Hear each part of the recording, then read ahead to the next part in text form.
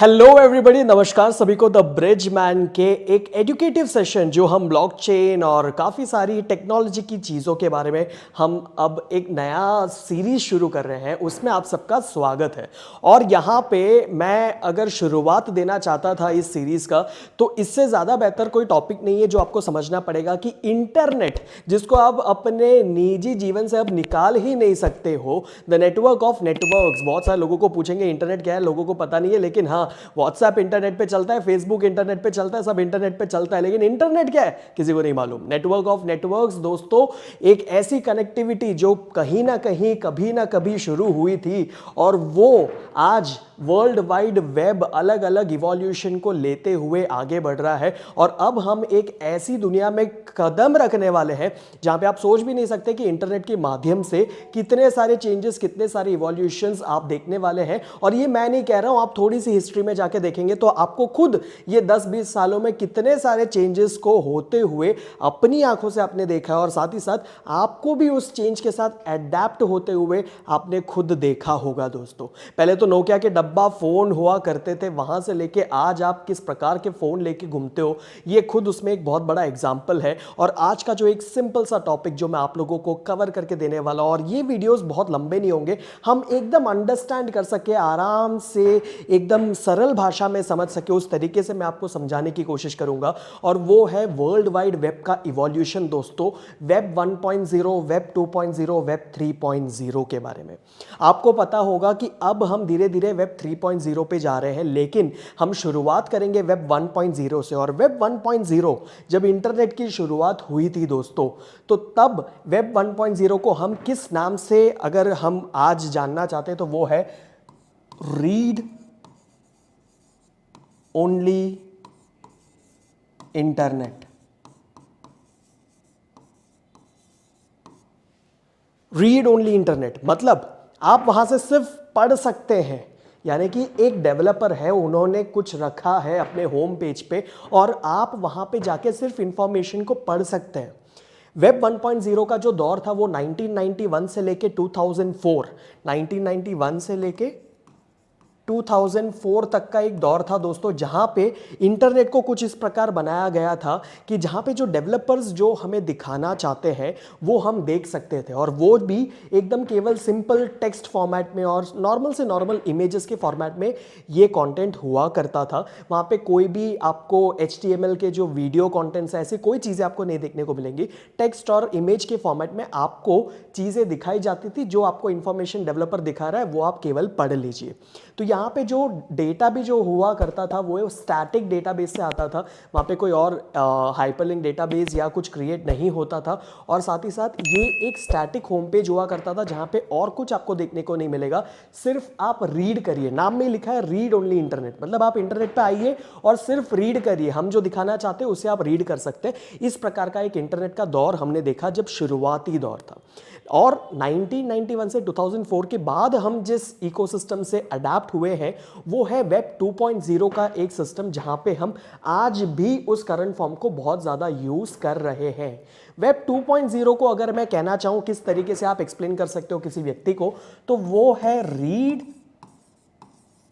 And right only internet. Read and right only internet मतलब यहां पे एक और चीज ऐड हो गई है दोस्तों। रीड तो आप कर ही सकते हो, लेकिन अब आप लिख भी सकते हो। आप गूगल यूज करते होंगे, गूगल आप जब यूज करते हो तो क्या गूगल खोलते ही गूगल आपको सामने से सिर्फ कुछ चीजें दिखाता है, या आपको एक ऐसा सर्च बॉक्स देखता है जहां पे आप कुछ चीजें लिख सकते हो और वो लिखने के बाद वो अपनी डेटाबेस से कुछ चीजें हमें दिखाता है। तो यहां पे दो चीजें हो गई है, मतलब आपने पहले लिखा जो आपको चाहिए था और वो गूगल ने आपको उनके डेटाबेस में से निकाल के दिखाया। यहां पे आपने राइट भी किया और आपने रीड भी किया, मतलब अब एक ऐसा दौर जो आप यूज कर रहे हो जहां पे आप खुद एक कंटेंट क्रिएटर बन सकते हो। पहले क्या था, वेब 1.0 में जो डेवलपर है वो जो दिखा रहा है उतना ही हम कर सकते हैं। एज अ व्यूअर हमारे पास ज़्यादा कुछ था ही नहीं, हम सिर्फ देख ही सकते थे। लेकिन अब आप एज अ व्यूअर आप अपने खुद के कंटेंट भी बना सकते हो। आप यूट्यूब पे वीडियोस बना के अपलोड कर सकते हो, उसमें लोगों को टैग कर सकते हो, आप उसमें कमेंट्स देख सकते हो, आप लाइक कर सकते हो, काफ़ी सारी ऐसी चीज़ें कर सकते हो। मतलब अब ये थोड़ी इंटरैक्टिव बन गई है और वेब 2.0 एक सोशल वेब बन गया है। आप देखें इसके फीचर्स में, अगर पॉडकास्टिंग हो गया, टैगिंग हो गया, आप सोशल मीडिया पकड़ लीजिए, सोशल बुकमार्किंग पकड़ लीजिए, सोशल वेब पकड़ लीजिए, ये सब जो दौर है ये हमने देखा वो है वेब 2.0। यानी कि आपने जो फेसबुक, इंस्टाग्राम, व्हाट्सएप, ये सारी चीज़ों को अगर आप यूज़ करते हैं तो आपको पता होगा ये कुछ ऐसे एप्लीकेशंस हैं जो वेब 2.0 से कनेक्टेड है। अब वेब 2.0 भी था तो अब वेब 2.0 में दिक्कत ये आ जाती थी कि सिक्योरिटी रीजन, सिक्योरिटी ग्लिचेस, क्योंकि वेब 2.0 कंप्लीटली सेंट्रलाइज्ड है दोस्तों। सेंट्रलाइज्ड इकोसिस्टम, यानी कि आप देखेंगे कि आपकी जितनी भी डेटा है, जितने भी इंफॉर्मेशन है, गूगल, इंस्टा, फेसबुक, आप जिस भी कंपनी के साथ जुड़े हुए हैं, आपने अगर उनको परमिशन दे रखी है तब भी उनके पास है आपकी सारी डेटाबेस, और अगर आपने नहीं भी दे रखी है तब भी ऐसे काफ़ी सारे कंपनीज है जो आपकी प्राइवेट डेटास को अपने पास रखती है। और ये एक सेंट्रलाइजेशन कहीं ना कहीं आपको दिक्कत वाली चीज़ लगेगी। इंटरनली आप सिक्योरिटी वाइज आपको ऐसा लगेगा कि मेरे डेटा सिक्योर नहीं है। बहुत सारे लोगों को ऑलरेडी पता है। कभी कभी आपने ये सिचुएशन देखा होगा कि आप किसी रेस्टोरेंट से बाहर निकलते हो और तुरंत आपको मैसेज आ जाता है आपके फ़ोन में कि कैसा था आपका एक्सपीरियंस XYZ रेस्टोरेंट के अंदर, राइट। तो ये चीज़ें आप देखेंगे तो ये सेंट्रलाइज्ड इकोसिस्टम के साथ जुड़ी हुई होती है, जो कि प्रेक्षकों को और लोगों को अगर कहा जाएगा कि ये अगर कंटिन्यू करना आप चाहेंगे तो एक टाइम पे आप भी सोचोगे कि नहीं, हम इस तरीके की सिस्टम को शायद कंटिन्यू नहीं करना चाहेंगे, हम ये सब चाहते हैं लेकिन इसके साथ साथ ज़्यादा सिक्योरिटी चाहते हैं। तो एक डिसेंट्रलाइज्ड इकोसिस्टम को हम लेके आना चाहेंगे अगर हो सकता हो तो।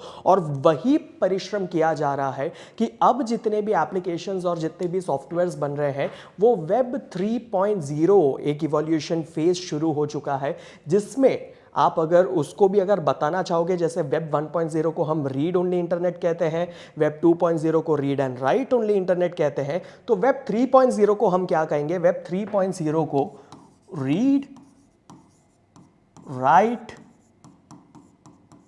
And own your internet.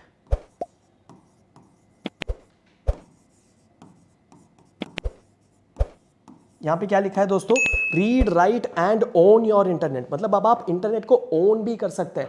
अब एक डिस्ट्रीब्यूटेड लेजर टेक्नोलॉजी के माध्यम से अब फाइल्स शेयर हो रही है, वैसी इकोसिस्टम क्रिएट हो रही है, एप्लीकेशंस वैसे बन रहे हैं, सॉफ्टवेयर्स वैसे बन रहे हैं जो एक सेंट्रलाइज्ड इकोसिस्टम पे ना निर्भर करते हुए हर किसी के पास, जो भी ओनर्स हैं, जितने भी लोग हैं जो नेटवर्क में जुड़े हुए हैं, हर किसी के पास अपनी एक लोकल सिस्टम, एक लोकल फाइल सिस्टम हो। उस प्रकार के एप्लीकेशंस जहां पे अब ऐसा हो सकता है कि आप रीड तो करते ही थे, अब आप राइट भी कर रहे हैं, इंटरैक्ट भी कर रहे हैं, लेकिन अब आप ओन भी करना शुरू कर सकते हैं अपने इंटरनेट को, जहां पे शायद आपसे पूछा जाएगा कि क्या ये होना चाहिए या नहीं होना चाहिए, और आपका वोट भी बहुत ज़्यादा इंपॉर्टेंट रहेगा ये फीचर को ऐड ऑन होते हुए देखने में। तो दोस्तों ये एक इवोल्यूशन है जो हमने देखा है इनिशियल डेज ऑफ इंटरनेट से लेके अब तक का, जो कि इंटरनेट में वेब 1.0 हमें सिर्फ केवल रीड करने देता था। वेब 2.0 जिसे हम आज भी एंजॉय कर रहे हैं, हम रीड भी कर रहे हैं, हम राइट भी कर रहे हैं,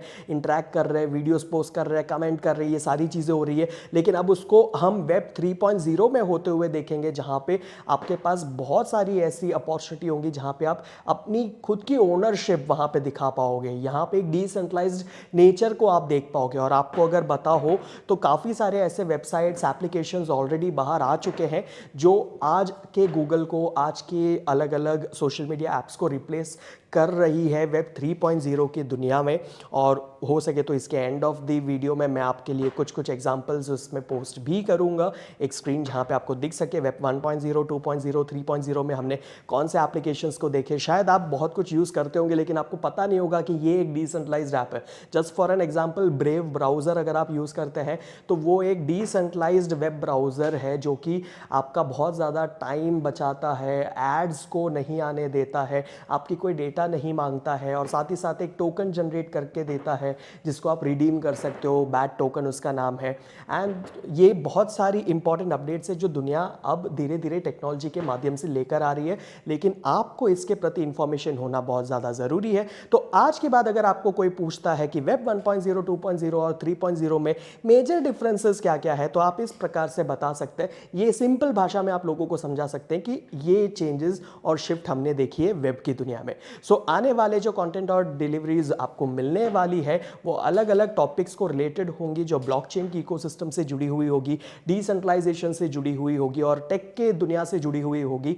तो आप इस कंटेंट को अगर पसंद कर रहे हैं तो आप लाइक कर सकते हैं, शेयर कर सकते हैं ज़्यादा से ज़्यादा लोगों तक जिनको भी ये नॉलेज पहुंचनी चाहिए, और सब्सक्राइब कर सकते हैं इस चैनल को ताकि आप तक हमेशा सही कंटेंट पहुंचता रहे। Thank you so much once again, will see you in the next video. Let's take it together by the Bridgman.